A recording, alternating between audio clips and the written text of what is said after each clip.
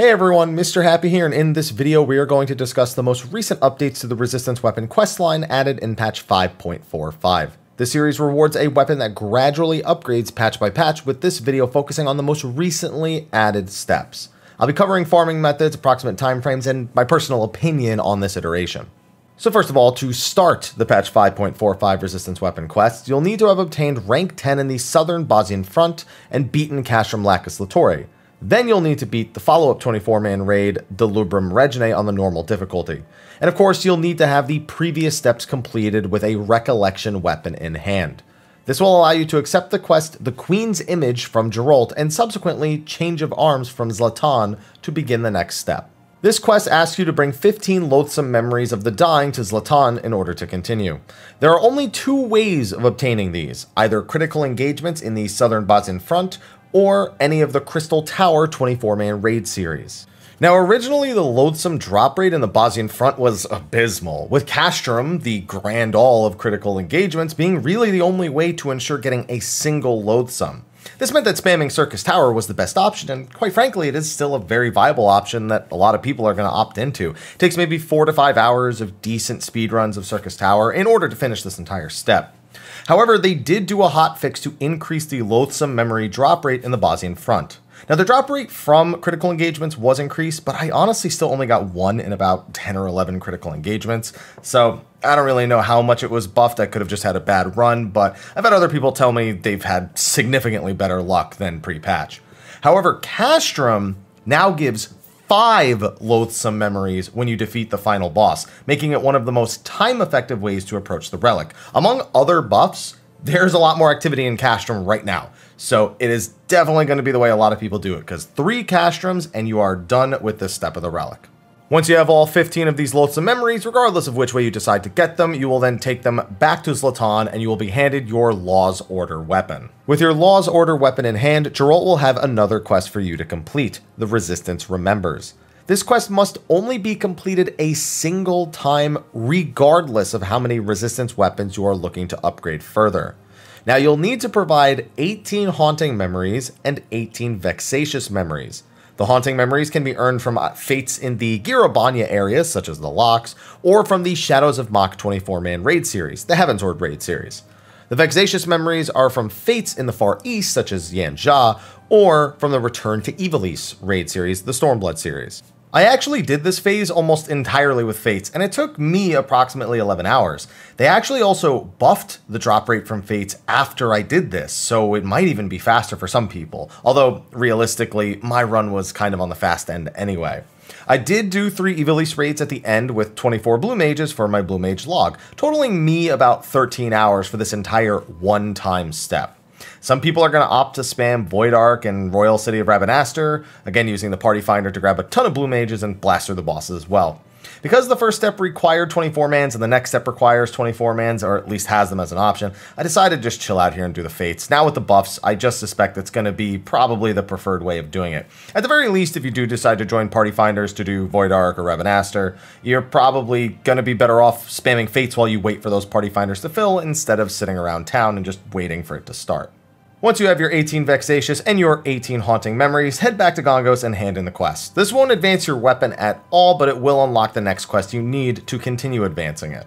After handing in the 18 Haunting and Vexatious Memories, you can accept the next quest, A New Path of Resistance. This asks you to bring 15 time-worn artifacts back to Zlatan to finish this stage of the Resistance weapons. These can either be obtained from Palace of the Dead or Delubrum Regine on the normal difficulty. For Palace, every 10 floors you complete, you have a chance of getting one when you exit, with the odds going up the deeper you actually dungeon. For Delubrum, it's 100% drop rate.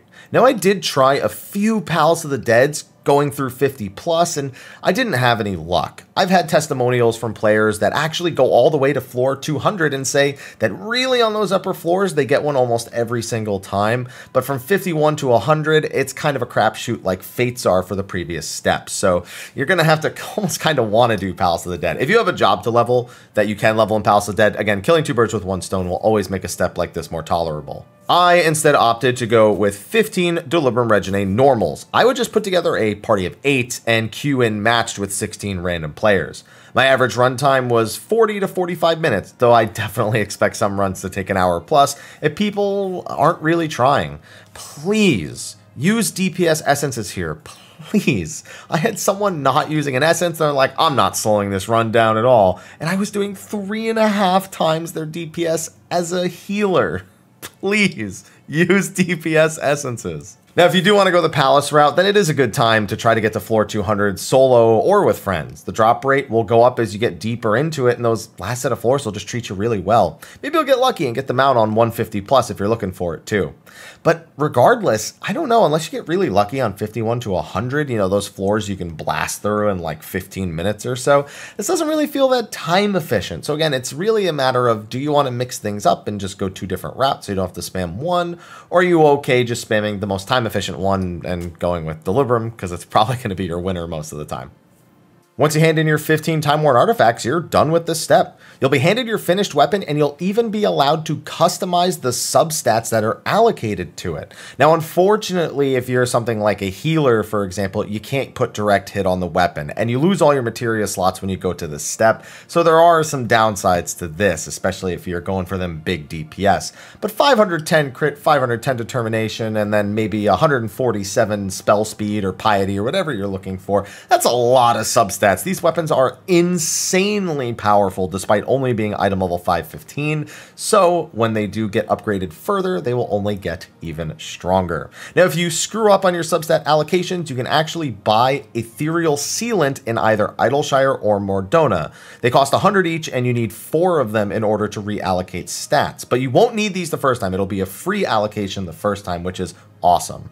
And at this point, you're free to either just stop completely or move on to another weapon. Again, you're only going to have to repeat the Crystal Tower and Delibrum / Palace of the Dead steps, so that's really not going to be that bad. It's definitely a little wearing on the sanity to farm a bit of 24-mans, but I honestly thought this step really was pretty easy.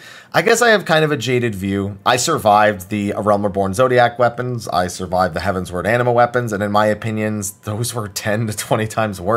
I mean, it took me 30 hours to farm my Atma weapons for a single weapon for my Zodiac, and, you know, that was just one step. That handed me a weapon that had no substats on it, and I then had to go do an entire extra step. That's like probably 80 to 90% of the time I spent on this step alone. Not to mention the previous steps are both really, really easy as well. So I understand that people are just, you're not a fan. I mean, people don't want to run Crystal Tower anymore. We've done so much Crystal Tower. And no matter how much you want something to grind, maybe 18 Void Arcs and 18 Return to Evilise raids isn't your thing either. Maybe you don't like Delibrum or Palace of the Dead, and it's easy to just not like the step because you don't like any of the individual activities that are associated with it.